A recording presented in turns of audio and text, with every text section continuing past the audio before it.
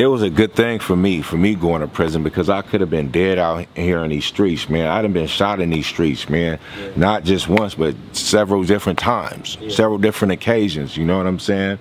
And I feel blessed to even still be out here to be talking about this and lacing up my peoples about where I come from and what it's all about.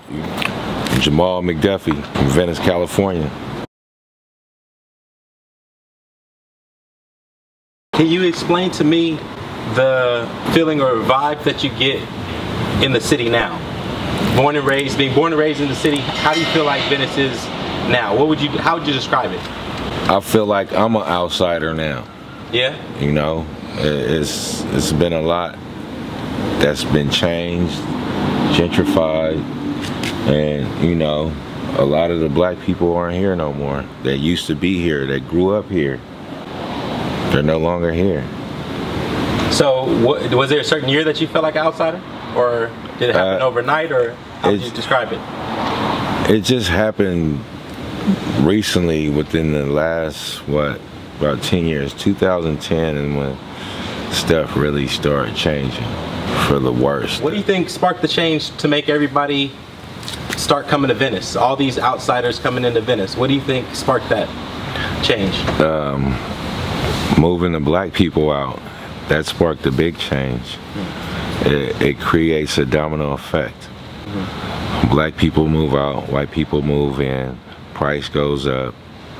The value price of the property changed tremendously. Yeah. You know, we had it was worth a couple million. Now they got it, it's worth 10, 15 million. Like, I don't see how that works, but that's just the way it is. The Venice that you grew up in, do you feel like there'll ever be that type of community sense and community feel within the city again? No. No? I mean, not in my lifetime. You know, shit. At least I don't think so. If it do, you know, it'll be a sign from heaven, you know. But this is the ghetto by the sea, man. It'll never be like that once the white people came in and gentrified it to make it what we already had. You know what I'm saying? That's the bad thing about it. We had it, and they tricked us out of it to get it. They did everything in their power to get black people out of here. How many black families live by the beach in LA? Not many. Yeah. You gotta be from Venice to live by the beach. This is $1 million, $1 billion, $1 trillion. Whatever comes after trillion, that's what it is out here. And they know it. And that's why they've moved blacks to Palmdale, Lancaster, Victorville, Apple Valley, you know, Moreno Valley. You know, they put the blacks out there where they can come in here. You know, that's what it's really all about. You were born in the 70s? Yeah. So can you remember when you first start seeing an influx of like white people move into the hood of Venice? Not like close to the beach off Pacific. I'm talking about in the Oakwood area. You know what I mean? Not until like 2000. 2000? Yeah. Probably a little sooner than that. I wasn't out on the streets watching that type of shit. I was out here trying to get my money. But I don't know, because I done did a lot of time in prison, so I was in and out of prison a lot of my life, man.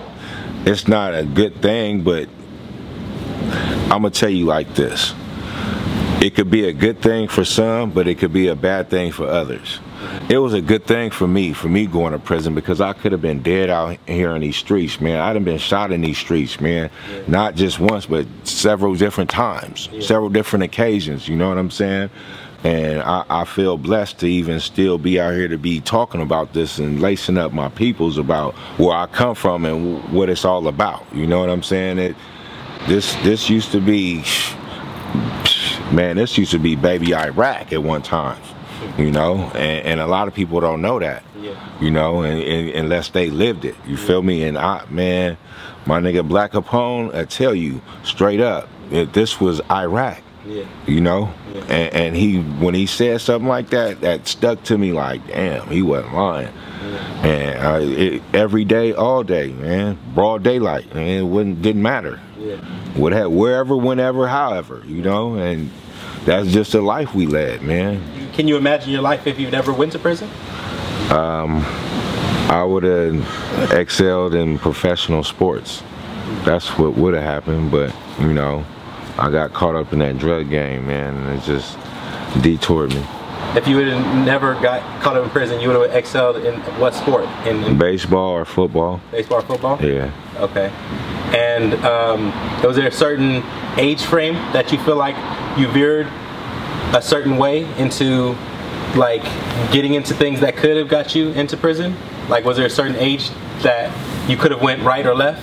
I've been out here in these streets since I was 9 years old, so I don't know. I was on a pathway of going right, but then I veered off, and then by guidance, you know, there are people that came and guided me back in the right direction. Yeah. You know, that was a good part of my life. You know, some people veer off and they never come back. I had a chance to have people that was in my life to veer me back in the right direction. Who veered you back in the right direction then? I had a lot of older homeboys that, you know, they've always kept in touch with me because they knew I was a solid young nigga, you know. I mean, at 17, I was in prison, you know, and... At 17? 17 years old, I was in prison. For what? You feel me? Drugs, guns. I've seen amounts of money at a young age. How long did you have to go to prison at 17? What was the time? I did 4 years that time. And how did that mature you into a man, or do you feel like you were a man before you went to prison? I had two big homies that was in the pen when I got there. I think they already knew that I was on my way. If not, when I got there, one of the trustees in the facility that we was locked down in, they told them that I was in there. So once it was time for us to go to the yard, the old boy came back to my cell and told me, he said, yeah, your big homies told you to come to the yard. They want to holler at you. So. From Shoreline? Yeah. Okay. My homie Big Bird and Big Von Andrews.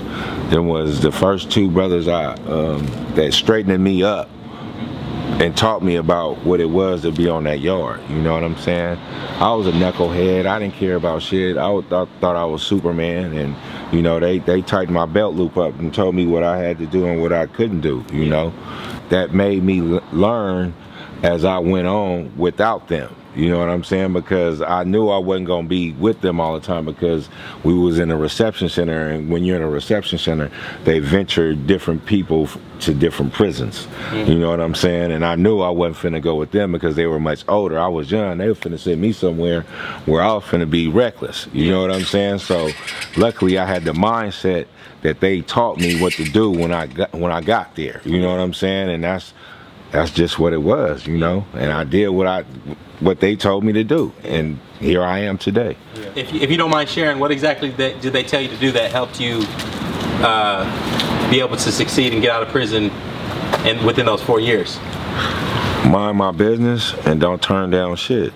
Okay. You know what I'm saying? Yeah. And that's just what it was.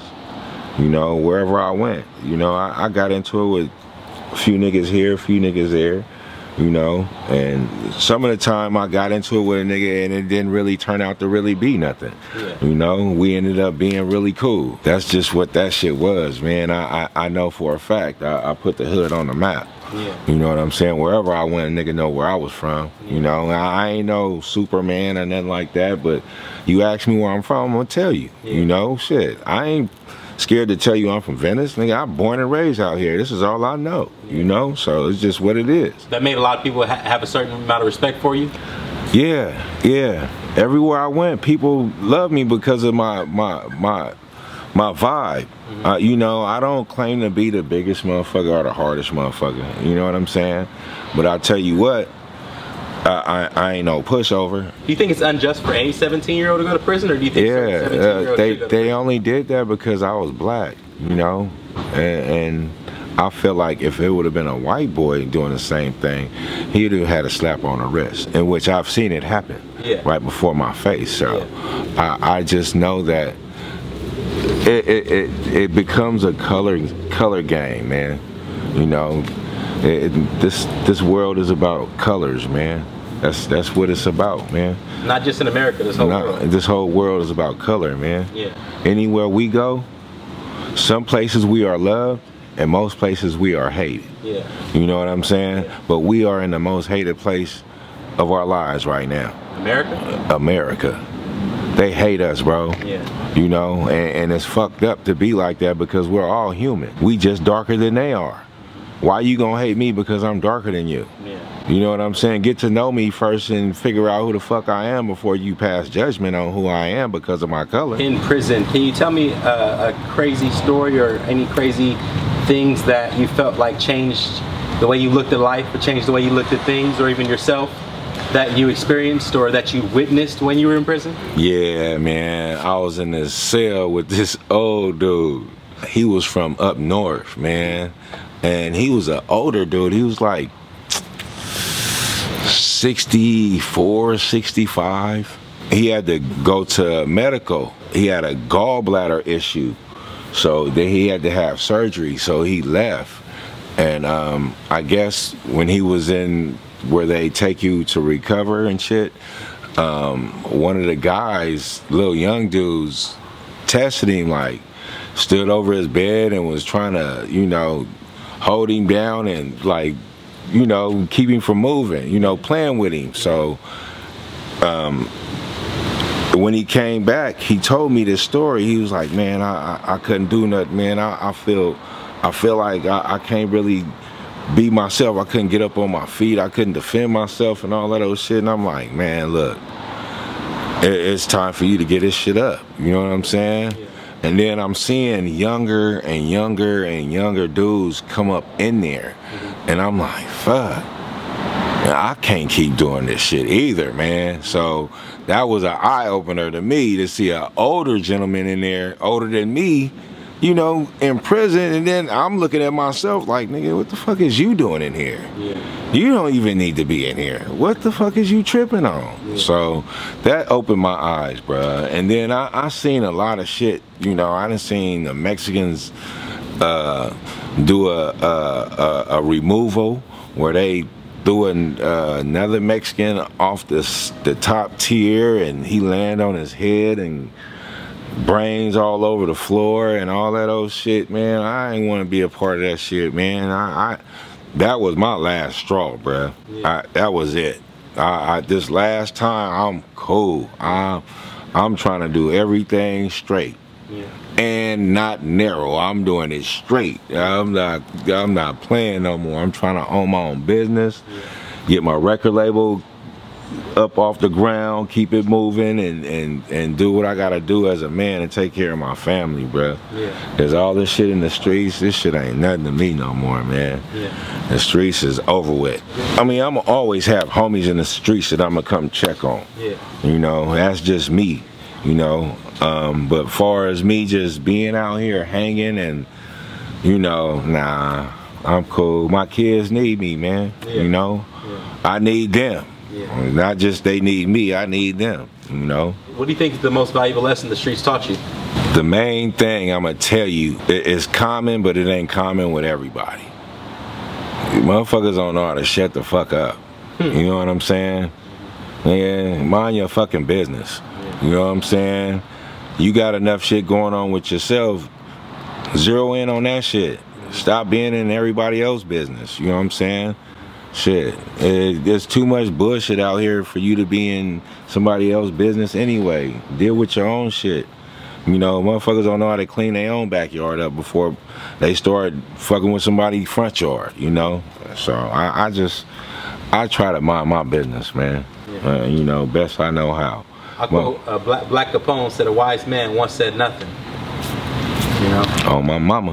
Yeah. And it's a lot of shit that going around me. I just don't say shit. And I just look at him like, oh boy. Yeah. Yeah. That part. Yeah. So after you got out of prison then at 21, how did your mindset change going back into the streets?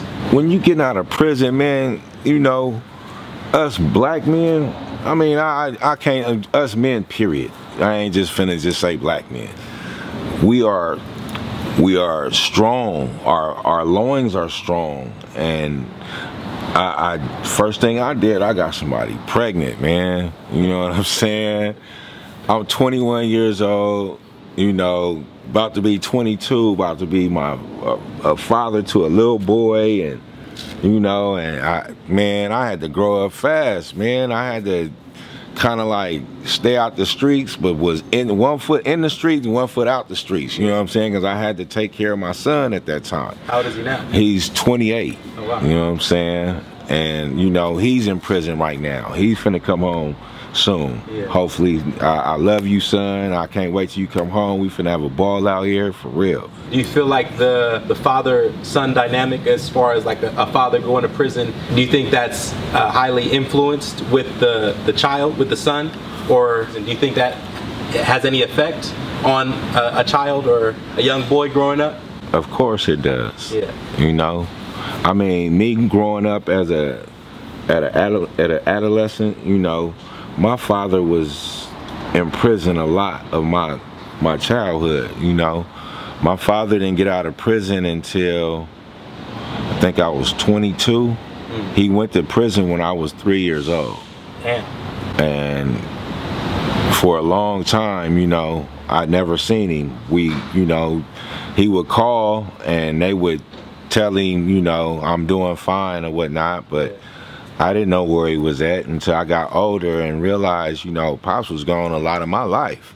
You know what I'm saying? I basically had to raise myself from the age of 15 after my grandfather died. So finding out he was in prison, you know, and hearing the life that he led, you know, I tried to follow up somewhat in my own identity though. If your father never would have went to prison, do you feel like you still would have went down the path that you went down and ended up in prison? Or do you think you maybe would have took a different life journey? I think I would have gravitated to my father because, you know, he was an entrepreneur, man. Pops knew how to get some money. I loved him, the time that I did spend with him, and the things that he taught me when I was around him. It's bonded in me, you know what I'm saying? It's just what it is. I'm his walking identity, bro. My brothers and sisters will tell you, like, I look like him, I walk like him, I talk like him, and I act like him. I got jokes like my pops, you know what I'm saying? And I never really realized what they were always saying as we were growing up, but it started to show detail within myself, like, damn, I am my pops, you know what I'm saying? I just ain't got a gang of kids like my pops, you feel me? Pops had 31 kids, bruh. 31? 31 kids, bruh. What number were you? I was the third oldest, or the second oldest, I think. Damn. Out of all his children, I was one of the ones that he catered to the most, you know what I'm saying? He would call me, he would surprise me for my birthday, you know, he would do little shit like that, and I'd be like, damn, this dude really loved me, man, you know, because not too many fathers do that back then, you know what I'm saying? Growing up,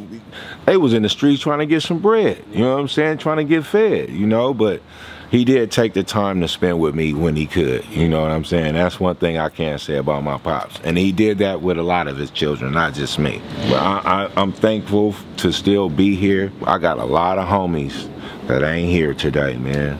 A lot of them, man. And we still losing them in natural causes or whatever. We still losing them. So, you know, I'm gonna say this, and that's basically all it is to it. Is our days are numbered. I just want to be able to live my day like it's my last. You know, this might be my last interview. I don't know, but whatever it is, I hope they gravitate to it. You feel me? What it is, because that's real. If you like this, please subscribe to GV Loco.